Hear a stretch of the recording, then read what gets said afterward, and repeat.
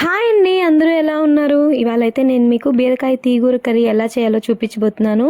దీనికి కావాల్సిన పదార్థాలు ఏంటంటే పోపు దినుసులు, తొక్కు తీసి సన్నగా తరిగి పెట్టుకున్న బీరకాయ, ఇంకా సన్నగా తరిగిన ఎర్రగడ్డ, అలాగే చిన్నగా తరిగిన టమోటా అండి, ఇంకా కరివేపాకు. అలాగే ఈ అల్లం వెల్లుల్లి పేస్ట్ ఆప్షనల్ అన్నమాట. మీకు కావాలంటే వేసుకోవచ్చు, లేకపోతే లేదు. ఇది అయితే మెయిన్ ఇంగ్రీడియంట్ అండి. శనగ్గింజలు, ఎండుమిరపకాయలు పొడి చేసి పెట్టుకున్నాను. తెల్లగడ్డ కూడా కొంచెం వేసుకోవచ్చు. ముందుగా అయితే బాండలు పెట్టి ఆయిల్ వేసుకోవాలండి. ఆయిల్ హీట్ అయ్యేంత వరకు వెయిట్ చేయాలి. బాగా హీట్ అయిన తర్వాత పోపు దినుసులు అనేవి వేసేసుకోవాలి. పోపు దినుసులు బాగా నూనెలో వేగాలండి, చిటపట్లాడేంత వరకు. బాగా చిట్పట్లాడేంత వరకు వెయిట్ చేసి కరివేపాకు వేసేసుకోవాలి. అలాగే అల్లం వెల్లుల్లి పేస్ట్ కూడా వేసేసుకోవాలి. అల్లం వెల్లుల్లి పేస్ట్ అనేది ఆప్షనల్ మాత్రమే అండి. నేనైతే అల్లం వెల్లుల్లి పేస్ట్, తెల్లగడ్డ రెండు వేస్తాను. కావాల్సిన వాళ్ళు వేసుకోవచ్చు, లేని వాళ్ళు అల్లం వెల్లుల్లి పేస్ట్ని స్కిప్ చేసేసుకోవచ్చు. వేస్తే టేస్ట్ ఇంకొంచెం బాగుంటుందన్నమాట. అల్లం వెల్లుల్లి పేస్ట్ బాగా వేగిన తర్వాత ఎర్రగడ్డ వేసి బాగా వేయించేసుకోవాలండి. ఎర్రగడ్డ కూడా బాగా గోల్డెన్ బ్రౌన్ వచ్చేంత వరకు వేయించుకోవాలి, లేకపోతే పచ్చిగా అలాగే ఉంటాయి. ఎర్రగడ్డ అయితే గోల్డెన్ బ్రౌన్ కలర్ వచ్చేసింది. ఇప్పుడు దీంట్లో టమోటాలు యాడ్ చేసేసుకోవాలన్నమాట. టమోటాలు కొంచెం మూత పెట్టి మగ్గించుకోవాలండి, లేకపోతే అలాగే ఉంటాయి గట్టి గట్టిగా. కొంచెంసేపు మూత పెట్టి టమోటాలని మగ్గించేసుకోవాలి. టమోటాలు అయితే బాగా వాడిపోయాయండి నూనెలో.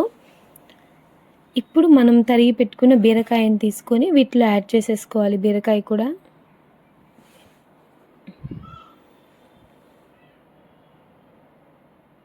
బీరకాయ వేసి కొంచెంసేపు అలాగే నూనెలో వేయించుకోవాలి.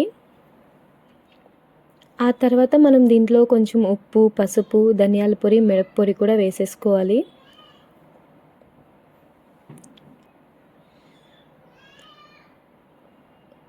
కారం అయితే కొంచెం చూసి వేసుకోవాలండి, ఎందుకంటే మనము శనగ్గింజల పొడిలో కూడా ఎండు మిరపకాయలు వేసుకుంటాం కాబట్టి కారం కొంచెం తక్కువ తినే వాళ్ళైతే ఇక్కడ కొంచెం తక్కువ వేసుకోండి, లేదంటే నార్మల్గా వేసేసుకోండి.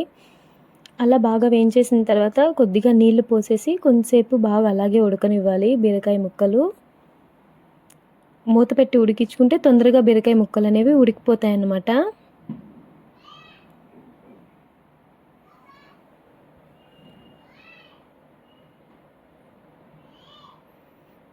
కొంతసేపటికి ఇలా మనకు చిక్కగా వస్తుందండి, దగ్గరగా వచ్చేస్తుంది అనమాట పులుసంతా. అప్పుడు మన మెయిన్ ఇంగ్రీడియంట్ శనగపప్పులు, ఎండుమిరపకాయలు పొడిగొట్టి పెట్టుకున్నాం కదా, అది దీంట్లో యాడ్ చేసేస్తే మన తీగూర అయితే రెడీ అయిపోతుందండి. ఇలా వేసిన తర్వాత కొంతసేపు పులుసు అనేది బాగా ఉడకనివ్వాలి.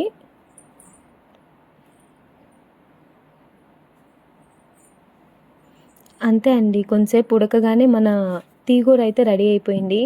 ఇదైతే చాలా కమ్మగా ఉంటుందండి రైస్లోకి తినడానికి, రోటీలోకి కూడా వేసుకోవచ్చు. మీకు కనుక ఈ రెసిపీ నచ్చితే మీకు ఖచ్చితంగా ట్రై చేయండి. అలాగే నా వీడియో కనుక నచ్చినట్టయితే లైక్ చేసి సబ్స్క్రైబ్ చేయండి ప్లీజ్.